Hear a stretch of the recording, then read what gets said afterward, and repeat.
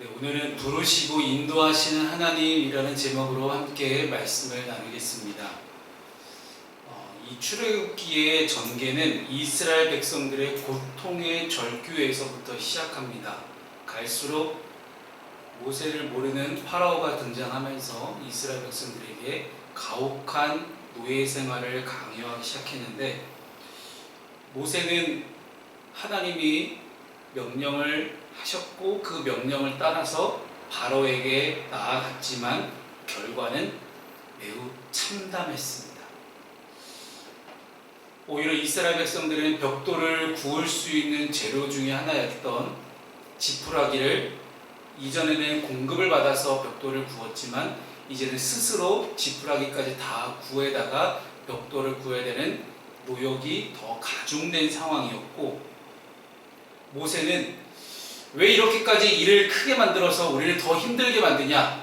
그냥 가만히만 있어라 제발. 너 40년 전에 살인자로 떠났으면 그냥 떠나 있으면 되지. 왜 자꾸 다시 돌아와서 이런 큰 일을 만들어서 왜 긁어 부스럼을 일으키느냐? 라는 그런 핀잔과 오해를 다른 동족들, 이스라엘 동족들에게 듣고 있었습니다. 그런데 이집트의 바로 앞에서나 동족이었던 이스라엘 백성들 앞에서 이런 이야기를 할 때마다 그 어디에도 하나님은 함께 계시지 않으셨습니다. 그랬던 혼란의 순간 가운데 도대체 하나님은 나에게 명령만 하시고 아무것도 안 하시는 그런 하나님인가? 아브라함과 이삭과 야곱과 함께 하셨던 그 하나님이 왜 나한테 말씀만 하시고 나한테 아무런 일을 역사하시지 않는가 하는 그런 의문을 가질 수밖에 없는 상황이 오늘 본문 모세의 상황입니다. 그런 모세에게 하나님은 다시 한번 찾아오셔서 단순한 위로의 말씀만 전하신 것이 아니라 그와 언약을 갱신하시고 사명을 재확인시켜주는 그러한 본문의 말씀이 오늘 출애굽기 6장 2절부터 13절까지의 말씀입니다. 그래서 이 본문은 한 지도자를 격려하기 위한 본문이 아닙니다. 오히려 이 본문은 신실하신 하나님이 자신의 이름과 자신이 인간과 맺었던 약속, 그 능력을 다시 한번 드러내시며 하나님의 백성을 인도하시겠다라는 선언입니다. 우리의 상황과 환경은 변할 수 있어도 우리 하나님은 변함이 없으신 하나님이심을 우리가 믿는 그러한 복된 말씀의 시간이 되시기를 바랍니다. 오늘 본문의 말씀을 통해서 우리는 세 가지 말씀을 함께 살펴볼 예정입니다. 하나님은 자신의 이름으로 하나님의 뜻을 계시하시는 분이시며 동시에 언약을 통해서 신실하게 약속을 지켜가시는 하나님이시며 마지막으로 인간의 연약함 속에서도 하나님의 사명은 절대 멈추지 않고 계속된다는 사실, 이 세 가지 말씀을 함께 살펴보도록 하겠습니다. 첫 번째, 하나님은 여호와라는 자신의 이름을 통해서 자기 스스로를 계시하시는 하나님이십니다. 오늘 본문의 2절 말씀을 봤더니 이렇게 말씀합니다. 하나님이 모세에게 말씀하여 이르시되 나는 여호와이니라 라고 말씀하십니다. 굉장히 중요한, 신학적으로 굉장히 중요한 장면이에요. 고대 근동 지방이나 지금 우리 또한 이름이 가지고 있는 의미는 매우 큽니다. 이름의 뜻 그대로 살기를 바라는 마음으로 이름을 짓기 때문이죠. 그래서 핍박자 사울에서 전도자 바울로 그의 이름이 바뀐 것은 그의 삶 속의 정체성의 변화를 나타내는 것입니다. 오늘 하나님은 나는 여호와라고 스스로를 소개하십니다. 이것은 출애굽기에서 가장 핵심되는 선언 중의 하나로서 하나님의 본질과 하나님의 사역의 방향성, 도대체 하나님이라는 분이 어떤 분이고 그가 하고자 하는 일들이, 하나님의 일들이 어떤 일들인지를 알 수 있는 중요한 장면이 나는 여호와다라는 선포입니다. 단순한 신의 호칭으로 불릴 수도 있어요. 그러나 언약에 신실하신 인격적인 존재로서 하나님의 자기 계시임을 우리는 깨닫게 됩니다. 히브리어로 야훼라고 부르거든요. 여호와를 야훼라고 부르는데 이 야훼라는 단어에는 자음만 있고 모음이 없어요. 히브리어가 그래요. 참 어렵습니다. 근데 이 야훼라는 단어에는 이제 모음이 없고 자음으로만 구성되어 있는 이 단어인데 신성 사문자라고 해서 이스라엘 백성들이 절대로 인간의 입으로는 부를 수가 없는 이름, 그런 하나님의 이름이 야훼입니다. 지난주에 제가 에헤 임마크 말씀드린 거 기억하시죠? 제가 질문한다고 분명히 말씀드렸는데 일주일 뒤에 분명히 제가 지난주 설교하면서 그랬거든요. 이거 여러분 질문합니다. 에흐의 임마크라는 이 단어 자체가 기본적으로 하나님의 이름 야훼는 출애굽기 3장 14절에서 선포하셨던 도대체 당신의 이름이 무엇입니까? 라는 모세의 질문에 나는 스스로 있는 자니라 라고 선포하셨던 그 존재하다라는 의미의 동사, 그 하야라는 단어에서 파생되고 유래된 단어가 이 야훼라고 보는 것이 히브리어 신학자들의 기본적인 개념입니다. 즉 에흐의 임마크가 하나님이 함께 하신다는 뜻이었고, 이 하나님이 함께 하신다, 하나님이 존재하신다, 하나님이 우리에게 일하실 것이라는 분명한 하나님의 자기 존재에 대한 선포가 바로 야훼란 단어에 담겨져 있다는 거예요. 그래서 나는 여호와니라, 나는 스스로 존재하는 그런 자이며 하나님은 늘 우리와 함께 하시고 우리를 통해 일하실 것이라는 그 하나님의 본질적인 본성이 이 야훼라는 단어 안에 다 담겨져 있다는 뜻입니다.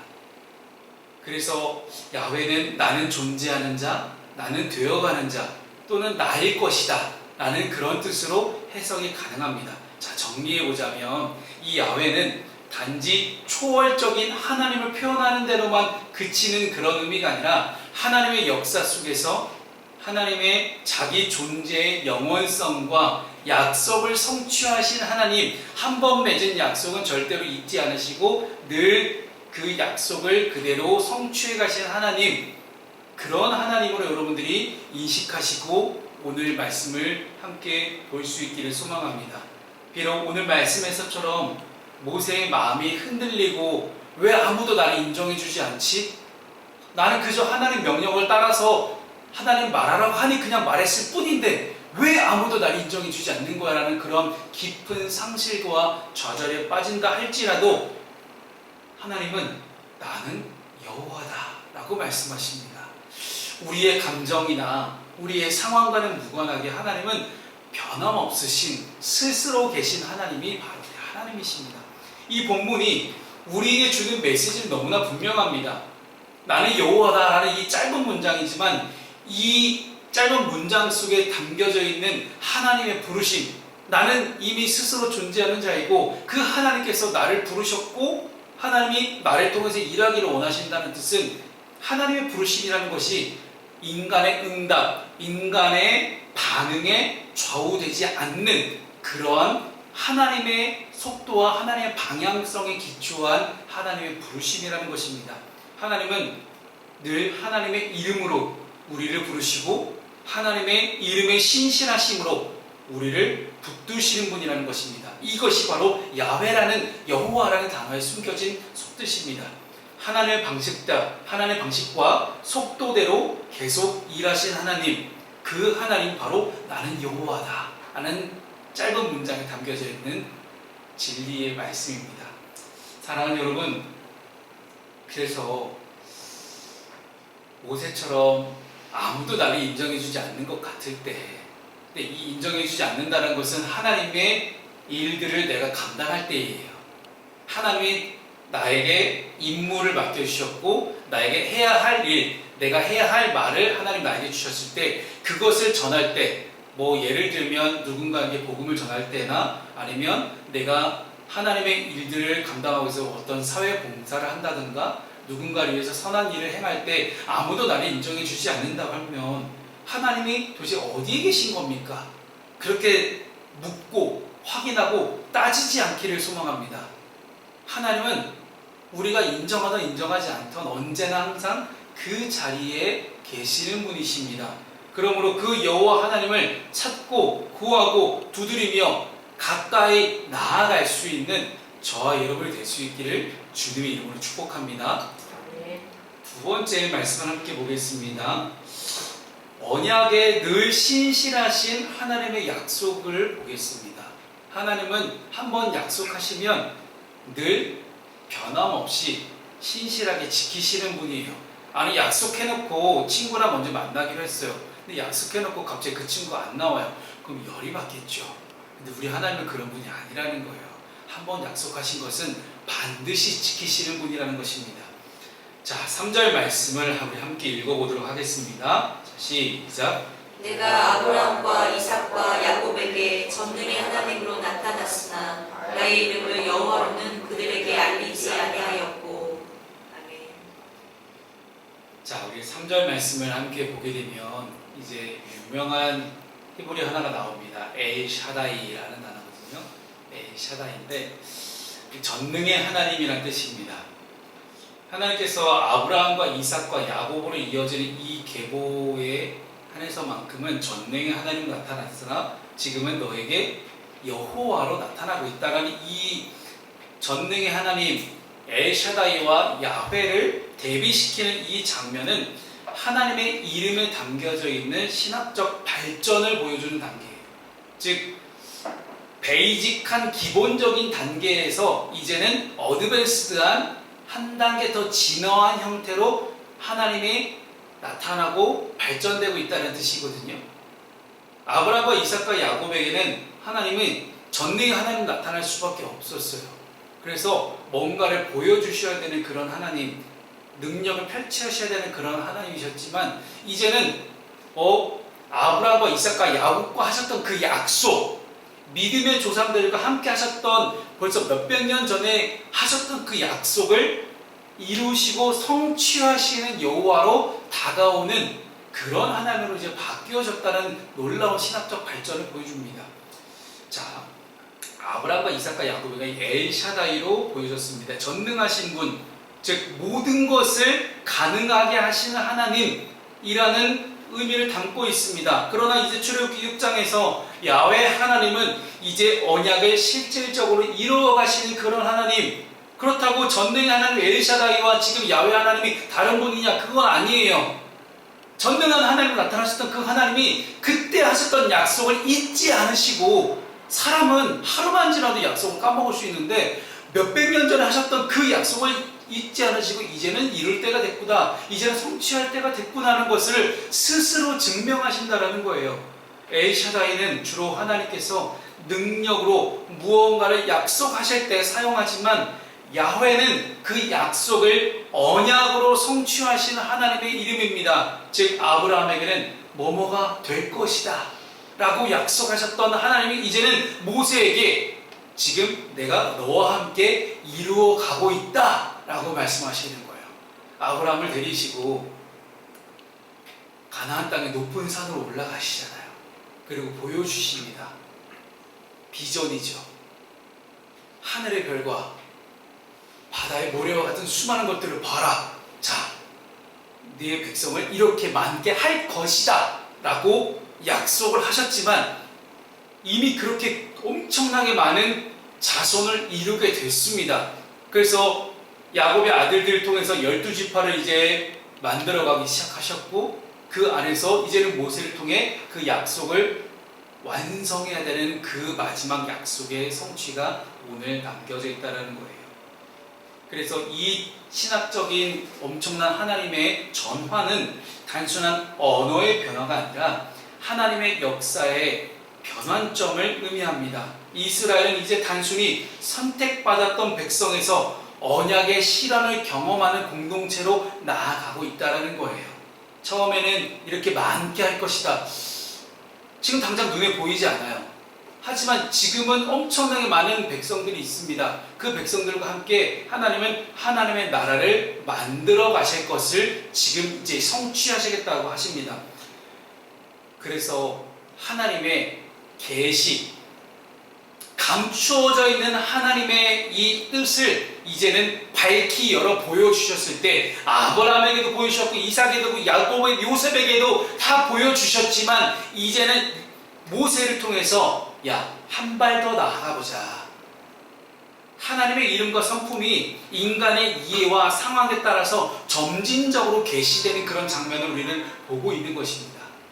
전능하신 하나님을 경험했던 아브라함의 시대가 있었다면, 이제는 출애굽의 기적과 해방을 통해 언약의 하나님을 경험하게 되는 모세와 이스라엘 나라의 시대로 바뀌어져 가고 있는 것입니다. 이것은 오늘 우리에게 동일하게 적용됩니다. 처음에 교회 나왔을 때 이게 다 이해가 됩니까?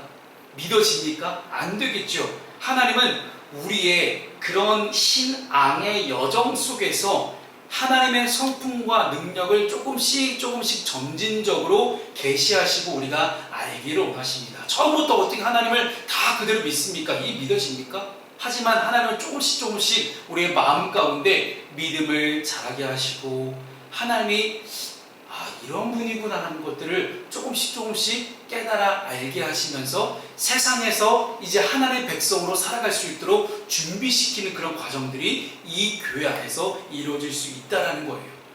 자, 더 중요한 장면은 그 다음에 나옵니다. 자, 5절 말씀 함께 보도록 하겠습니다. 우리 5절 말씀 함께 읽습니다. 시작. 이제 애국 사람이 종으로 삼은 이스라엘 자손의 신음소리를 내가 듣고 나의 언약을 기억하노라. 아멘. 앞에 LG TV가 화면이 멈췄습니다. 그 다시 연결시켜 주시면 감사하겠습니다.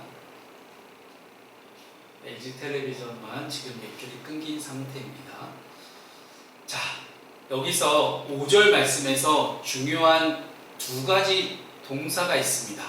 들었다, 그리고 기억한다.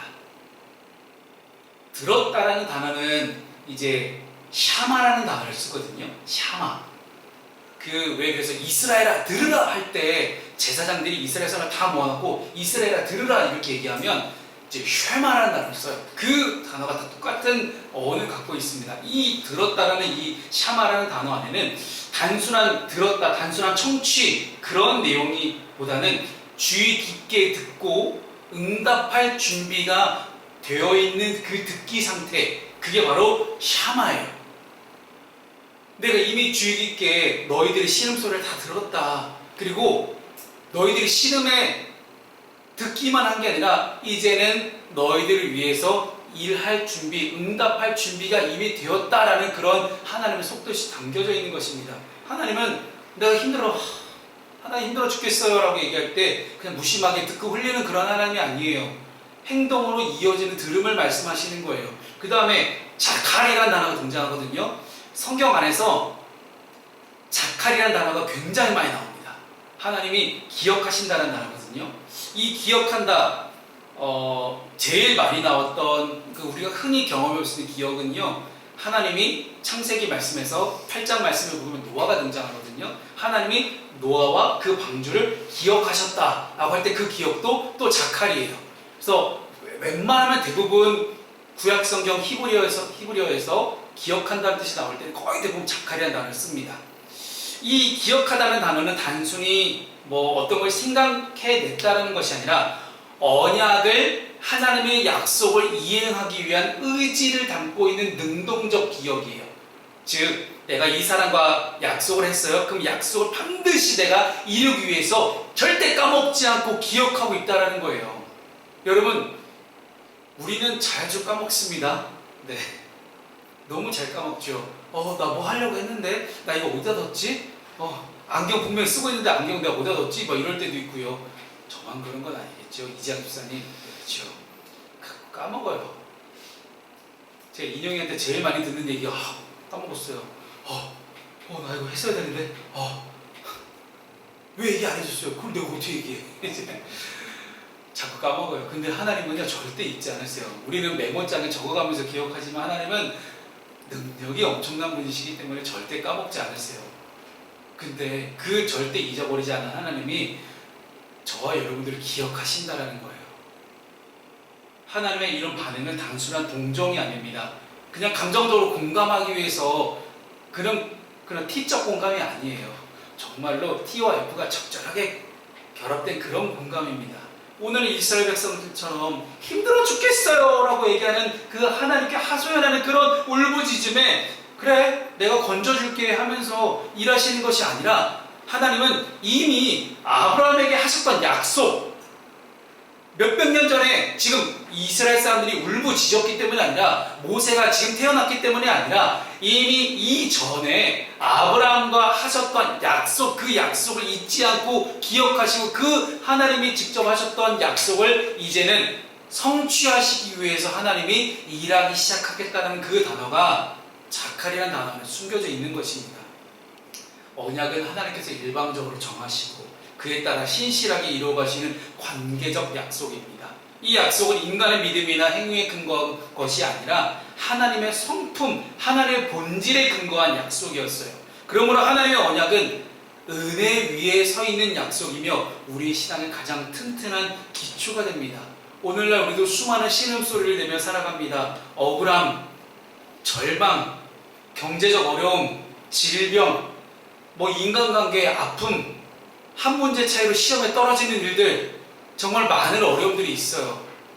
그런데요, 그 아픔 속에서 왜 하나님은 아무런 일도 하지 않으시는가 하는 질문을 우리는 하나님께 할 때가 있습니다. 그러나 오늘 성경 본문은 우리에게 분명하게 말씀합니다. 하나님은 들으신다. 그리고 나를 기억하신다.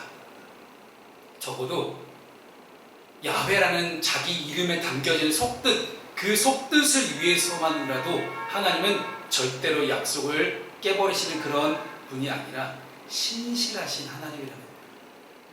처음과 끝이 늘 동일한 하나님. 하나님의 이 언약은 오늘도 여전하게 유효합니다. 신약을 성도를 살아가는 이 우리에게 있어서 예수 그리스도를 통해 더 나은 언약을 우리에게 허락하셨고 하나님은 여전히 지금 우리에게도 나는 여호와라 라고 우리에게 말씀하십니다. 우리의 눈에 보이지 않아도 늘 성실하게 쉬지 않고 일하시는 하나님, 그 하나님께서 저와 여러분의 삶을 인도하고 계십니다. 그렇기 때문에 약속은 여전히 살아있고 하나님의 시간 속에서 반드시 성취될 것입니다. 그러면 중요한 것은 무엇입니까? 우리가 그 약속을 믿고 확신을 가지고 하나님을 붙들고 살아가는 것입니다. 그리고 세 번째가 하나님은 계속해서 우리에게 해방의 약속을 하시며 동행할 것들을 우리에게 말씀하십니다. 우리는 그 안에서 확신만 가지고 있으면 되겠죠. 자, 이 6절부터는 이제 하나님이 동사를 여러 가지 사용하면서 반드시 너희들과 약속을 지키겠다라고 하시거든요. 오늘 6절 말씀 함께 우리 읽어보도록 하겠습니다. 시작. 그러므로 이스라엘 자손에게 말하기를 나는 여호와라. 내가 애굽 사람의 무거운 짐 밑에서 너희를 빼내며 그들의 노역에서 너희를 건지며 편팔과 여러 큰 심판들로서 너희를 측량하여. 아멘. 이 6절부터는 하나님의 적극적인 구원 행동과 관계 회복을 말씀하고 있습니다. 제가 PPT에서 이 음영 표시를 해둔 단어들이 다 동사인데 그 동사의 시제를 살펴보잖아요. 시제가 다 미완료형 동사로 되어 있어요. 그랬다는 것은 뭐냐면 하나님께서 단순히 어떤 일을 하실지도 몰라, 할 수도 있고 안 할 수도 있는 그런 가능성을 말하는 게 아니라 반드시 하나님의 의지적이고 확실한 행동을 미래에 완수하겠다라는 그런 뜻이 이 미완료형 동사 안에 담겨져 있습니다. 그래서 이 빼내다라는 이 단어만 보더라도 단순히 야차라는 단어를 쓰긴 하는데 이 빼내다라는 이 단어가 단순히 탈출이 아니라 구조하다, 인도해내다 라는 그런 의미를 갖고 있습니다. 즉 하나님은 단순히 말로만 위로하고 감정을 전달하는 그런 위로자가 아니라 반드시 행동하시는 구조자라는 거예요. 무엇보다 오늘 본문이 쓰인 당시 고대 근동사회에서 속량하다라는 이 개념, 이제 구속이라는 단어가 리딤이라는 그런 단어를 쓰는데 이 구속이라는 개념은 단순히 도피하는 그런 구속의 개념이 아니라 법적으로, 사회적으로 지위를 회복시켜주는 거예요. 내가 범죄자의 지위를 살아갔다면 이제부터는 하나님께서 하나님의 자녀로서 지위를 회복시켜주는 것, 하나님의 백성으로서의 지위를 회복시켜주는 것입니다. 그 외에 우리가 탄핵 정국을 살아가고 있지만 뭐 대통령뿐만 아니라 고위공직자들은 다 이제 잘못을 하면 탄핵을 당하거든요. 그런데 이 헌법재판소에서 탄핵 기각 결정이 나오면 바로 즉시 업무에 복귀하고 직위가 다시 회복됩니다. 그런 개념이에요. 우리가 하나님의 자녀로서 살아갈 수 없었던 그런 하나님의 자녀의 지위를 잃어버린 그런 죄인의 삶을 살아갔지만 하나님께서 우리를 속량하셔서 우리를 구속하시고 우리를 구원하셔서 이제는 우리가 하나님의 자녀로서의 지위를 회복하게 되었다는 것입니다. 단순히 우리를 구원하신 것을 멈추시는 것이 아니라 하나님이 약속하신 땅에서 하나님 나라를 다시 한번 회복시켜 주겠다라는 분명한 약속의 선언이에요. 이 말씀은 결국 나중에 예수 그리스도를 통해서 우리가 예수 그리스도의 피를 통해서 구속되고 속량되는 그런 일들로 이루어지기 시작합니다. 하나님 나라의 백성으로서 회복하신 복음적 성취와 일맥상통하는 그런 장면이죠. 그렇게 관계까지 회복되어야만 7절에서처럼 하나님은 나의 하나님 될 수 있다라는 거예요. 자, 7절 말씀 함께 읽어보도록 하겠습니다. 시작. 너희를 내 백성으로 삼고 나는 너희의 하나님이 되리니 나는 애굽 사람의 무거운 짐 밑에서 너희를 빼낸 너희 하나님 여호와인 줄 너희가 알지라. 아멘. 이 구절은 구약 전체에서 반복되는 언약의 공식과도 같은 말씀입니다. 너희들은 내 백성이고 나는 너희 하나님이 되겠다. 이 말씀, 이것이 바로 속량, 구속사의 핵심적인 말씀이에요. 단순한 구호가 아니에요. 그냥 외치라는 게 아니에요. 존재의 정체성을 다시 한번 부여해주는 그런 선언입니다. 애국에서 노예로 살아가던 자들이 더 이상 노예가 아니라 하나님의 백성으로서 새로운 정체성을 가질 수 있는 그런 출애굽을 하겠다. 공중 권세 잡은 이 마귀의 종로를 타던 우리가 예수 그리스도의 피로 인해서 죄사함을 받고 이제는 하나님의 백성으로서 이 땅을 살아가게 해주겠다. 이 놀라운 선언이 바로 너희는 나의 백성이고 나는 너희 하나님이 되겠다라는 이런 선포입니다. 그래서 베드로전서 2장 9절에서도 너희는 택하신 족속이요 왕같은 제사장들이요 거룩한 나라요 그의 소유가 된 백성이라고 말씀하지 않으십니까? 다시 말해 우리는 단지 죄로부터 자유로워지는 것으로만 멈추는 것이 아니라 하나님의 백성답게 하나님 나라의 자녀답게 사명을 갖고 있는 하나님의 소유된 존재로 회복될 것임을 오늘 본문에서는 이미 출애굽기 말씀에서부터 선포하고 계신 것입니다. 이것이 바로 지금 우리에게 주어지는 놀라운 출애굽의 사명인 것입니다. 마지막으로 세 번째 말씀은요, 우리 8절 말씀을 함께 읽어볼게요. 자, 시작. 내가 아브라함과 이삭과 야곱에게 주기로 맹세한 땅으로 너희를 인도하고 그 땅을 너희에게 주어 기업을 삼게 하리라. 나는 여호와라 하셨다 하라. 아멘. 나는 여호와라 라고 또 말씀하시죠. 자, 여기서 너희를 인도한다는 단어가 단순히 이게 그냥 내가 잘 데리고 갈게 이런 뜻이 아니라 들여오다라는 그런 뜻이에요. 즉 단순한 방향 제시가 아니라 책임지고 끝까지 함께 하겠다라는 그런 속뜻이 담겨져 있는 게 바로 이 인도하라는 단어예요. 하나님은 이스라엘 해방시킨 이후에도 너희 애굽 탈출했네? 끝! 이게 아니라 광야에 40년 동안 그들의 삶을 인도하셨고 이제 가나안 정복전쟁 이후에 이스라엘 나라를 만들 그 모든 과정 가운데 함께 하시겠다는 단어가 인도하는 단어예요. 그리고 그 하나님은 지금도 저와 여러분의 삶을 끝까지 인도하고 계십니다. 광야의 구름기둥, 불기둥, 만나와 메추라기 그리고 율법을 공급하심으로 인해서 동일하게 계속해서 동행하신 하나님, 에흐에 임마크 하신 하나님, 그 하나님을 우리에게 계속해서 말씀하고 계십니다. 현대 신앙인들도 출애굽은 단지 내가 겪고 있는 고통과 어려움에서 벗어나는 것이 단순한 목적이 아니에요.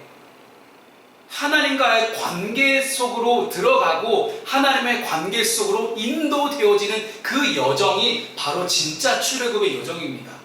고통의 자리에서 벗어나는 것만을 목적으로 하게 된다면 우리는 기복주의로 빠질 수밖에 없습니다. 그러나 우리가 하나님과 동행하고 하나님의 자녀로서 관계 맺는 것이 유일한 신앙의 목적임을 우리가 다시 한번 깨닫게 된다면 하나님과 동행하면서 우리의 목적지까지 이르기까지 변화되고 순종하는 과정 전체가 바로 출애굽의 과정이었습니다. 자, 우리로 돌아오겠습니다. 우리로 얘기하면 우리는 하나님의 자녀 백성이 되었습니다. 그랬다는 것은 뭐냐면 우리가 단순히 예수 믿고 예수 그리스도의 피로 죄 사함을 받아서 이제는 죄인에서 벗어나 하나님 자녀가 되었으면 땡이냐, 그게 아니라는 거예요. 하나님의 자녀로서 하나님의 백성으로서 이 땅을 살아가며 늘 하나님과 동행하고 공중권세전 마귀가 다스리고 있는 이 험악한 세상 가운데서 변함없이 하나님의 자녀로서의 정체성을 잃지 않고 하나님의 손을 잡고 하나님과 동행하며 살아가다가 하나님 나라라는 가나안 땅 같은 그 하나님 나라라는 분명한 목적지를 향해 나아가야 되는 그런 출애굽의 여정이, 현대판 출애굽의 여정이 지금 우리에게 똑같이 주어져 있다는 것입니다. 오늘날 역시 우리는 애국과 같은 억압과 불의, 절망의 자리에서 살아갑니다.